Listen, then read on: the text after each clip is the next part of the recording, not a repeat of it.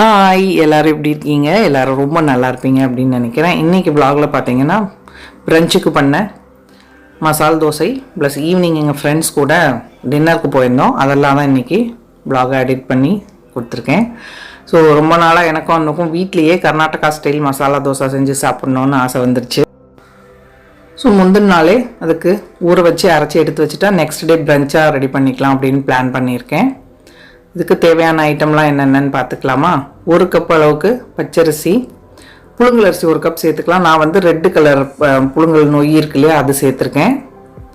1/2 cup உளுத்தம்பருப்பு, 1/4 cup அவல், 1 table spoon கடலைப்பருப்பு, 1 டேபிள் ஸ்பூன் துவரம்பருப்பு, 1 டீஸ்பூன் அளவுக்கு வெந்தயம். இதை நல்லா 4-5 தடவை அலசிட்டு ஒரு 4 மணி நேரம் ஊற வச்சு கிரைண்டரில் போட்டிருக்கேன். நீங்கள் மிக்சிலையுமே கூட அரைச்சி எடுத்துக்கலாம்.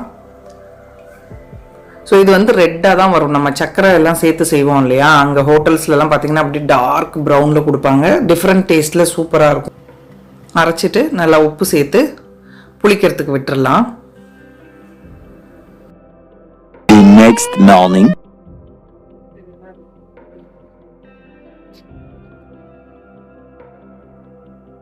Good morning, Tedu. Good morning, Lei. Tedu. Chidu. Chidu. Good morning.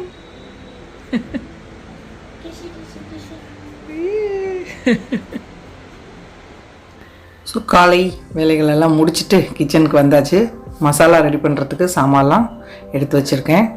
தேங்காய் சட்னி, அப்புறம் ரெட் சட்னி அரைக்கணும். தேங்காய் சட்னிக்கு பார்த்திங்கன்னா 1 கப்பு துருவின தேங்காய், காரத்துக்கு தேவையான பச்சை மிளகா ஒரு 3 பச்சை மிளகா சேர்த்துருக்கேன். கொஞ்சமாக இஞ்சி துண்டு, ஒரு 5-6 முந்திரி பருப்பு, 1/4 கப்பு பொட்டுக்கடலை. முந்திரி பருப்பு சேர்த்தா நல்லா க்ரீமியாக இருக்கும் டெக்ஸ்சர்.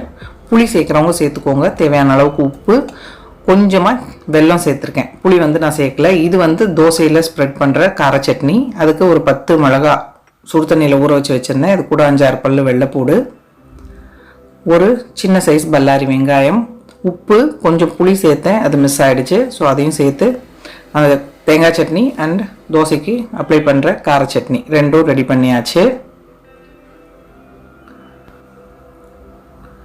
இப்போ புளிச்ச மாவில் 2-3 டேபிள் ஸ்பூன் அளவுக்கு அரிசி மாவு, அதே மாதிரி ஒரு 3 டேபிள் ஸ்பூன் ரவை, சர்க்கரை ஒரு 1.5 டேபிள் ஸ்பூன் அளவுக்கு சேர்த்துருக்கேன். மிக்ஸ் பண்ணி ஜஸ்ட் ஒரு 10 நிமிஷம் இருக்கட்டும். பாருங்க, இப்போ மாவு 2 சட்னியும் ரெடி. இப்போ வந்து உருளைக்கிழங்கு மசாலா ரெடி பண்ணிக்கலாம். பேன் சூடு பண்ணிவிட்டு 2 டேபிள் ஸ்பூன் எண்ணெய் சேர்த்துக்கலாம். சிம்பிளான மசாலா தான். ஸோ கடுகு, உளுத்தம்பருப்பு, கடலைப்பருப்பு, சோம்பு இதெல்லாம் தாளித்து விட்டுக்கிறேன். இது கொஞ்சம் பொரிஞ்சதுக்கப்புறமா இதில் 2 மிளகாய் வத்தல் கிள்ளி சேர்த்துக்கலாம்.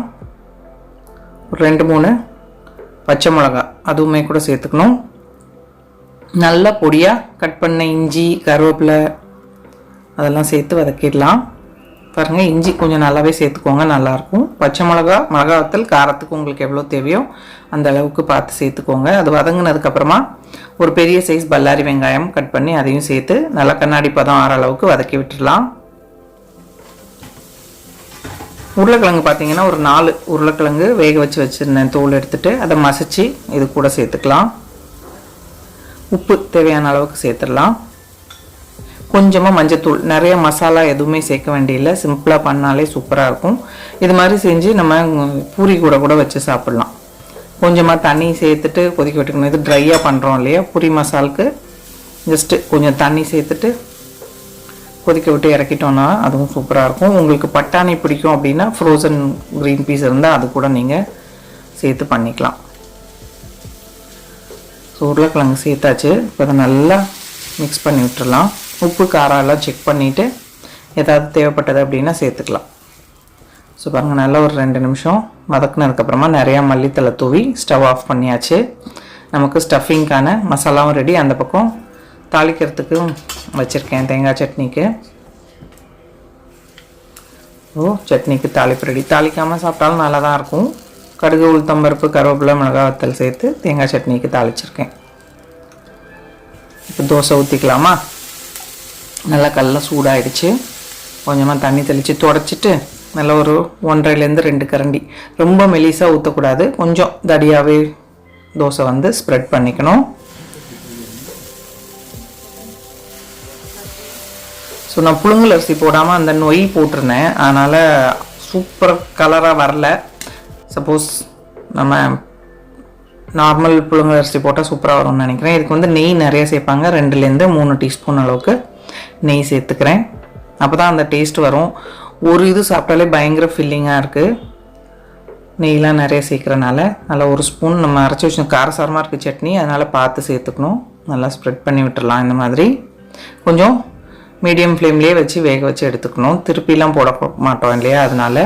ஸோ இது பக்கம் நல்லா ரெடியானதுக்கப்புறமா உருளைக்கிழங்கு மசாலா அது மேலே வச்சுட்டு மடித்து எடுத்துட வேண்டியது தான்.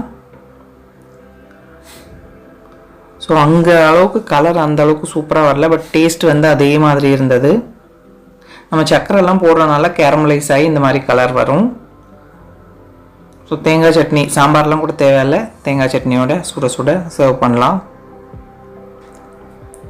டேஸ்ட் அதே மாதிரி சூப்பராக வந்திருந்தது, கலர் மட்டும்தான் கொஞ்சம் டிஃப்ரெண்ட்டாக இருந்தது. நெக்ஸ்ட் டைம் ஏதாவது கொஞ்சம் வேரியேஷன் பண்ணி பார்க்கலாம் அப்படின்ட்டு இருக்கேன். ஈவினிங் வந்து பிண்ட் பஞ்சாபி ரெஸ்டாரண்ட் இருக்கு இல்லையா, அங்கே வந்து ஃப்ரெண்ட்ஸ் கூட டின்னருக்கு வந்திருக்கேன். இதுதான் நான் ஃபஸ்ட்டு டைம் இந்த ரெஸ்டாரண்ட் போகிறது. நல்லா இருந்தது, பக்கா ஒரு அந்த வைபே இருந்தது, பஞ்சாப் வைப்பில். நிறையா இந்த மாதிரி இதெல்லாம் வச்சுருந்தாங்க, பொம்மைங்கெல்லாம், சர்தார்ஜிஸ் அந்த மாதிரி. உள்ளே வந்து இன்டீரியருமே சூப்பராக இருந்தது. கொஞ்சம் சீக்கிரமாகவே போயிட்டோம் நாங்கள், அதனால் காலியாக இருந்தது. கொஞ்சம் ஃபோட்டோஸ் எல்லாம் எடுத்துக்கிட்டோம். ஃபுட்டுமே கூட சூப்பராக இருந்தது. சாப்பிட முடிய மாட்டேங்குது நமக்கு இந்த வயசில், இதெல்லாம் ரொம்ப ஜாஸ்தி தான். பட் ஃப்ரெண்ட்ஸ் கூட அரட்டை அடிச்சுட்டு டைம் ஸ்பெண்ட் பண்ணுறதுக்கு சூப்பரான ஸ்பாட்டு. எல்லா டிஷ்ஷஸுமே நல்லா இருந்தது. ஒரு தடவை அபி வந்ததுக்கப்புறம் ஃபேமிலியாக போகலான்னு பிளான் பண்ணியிருக்கேன். சூப்பு, பானிபூரி, பேல்பூரி, ஸ்டார்டர்ஸே 4-5 டைப் கொடுத்தாங்க. எல்லாமே டேஸ்டியாக இருந்தது. வடாப்பாவ், அப்புறம் பன்னீர் டிக்கா, பைனாப்பிளில் ஒரு மஞ்சூரியன் மாதிரி பண்ணியிருந்தாங்க, அதுவும் சூப்பராக இருந்தது. க்ரீன் கோபி மஞ்சூரியன் இருந்துச்சு. இதெல்லாம் சாப்பிட்டா நமக்கு மெயின் டிஷ் அவ்வளோவா ஒன்றும் சாப்பிட முடியாது, கொஞ்சம் கொஞ்சம் டேஸ்ட் பண்ணோம். ஸோ ஒரு 4 வெரைட்டிஸ் கிரேவி இருந்தது, பிரியாணி இருந்தது, நான், அப்புறம் தந்தூரி ரோட்டி, இதெல்லாமே இருந்தது. லாஸ்ட்டில் கேரட் ஹல்வா, ஐஸ்கிரீம், குலாப் ஜாமுன், இதெல்லாம் செம்ம கட்டிட்டு நல்லா ஹாப்பியாக வீட்டுக்கு வந்தோம். நான் பாருங்க மெனு கார்டு எப்படி பார்த்துட்ருக்கேன் அப்படின்னு. ஹோப் உங்கள் எல்லாருக்கும் இந்த வீடியோ பிடிச்சிருக்கும் அப்படின்னு நினைக்கிறேன். பிடிச்சிருந்தா லைக் பண்ணுங்கள், ஷேர் பண்ணுங்கள், மறக்காமல் நம்ம சேனலுக்கு சப்ஸ்கிரைப் பண்ணிக்கோங்க. இவ்வளோ நேரம் இந்த வீடியோ பார்த்தவங்க எல்லாருக்கும் என்னுடைய நன்றி, வணக்கம். Love you all.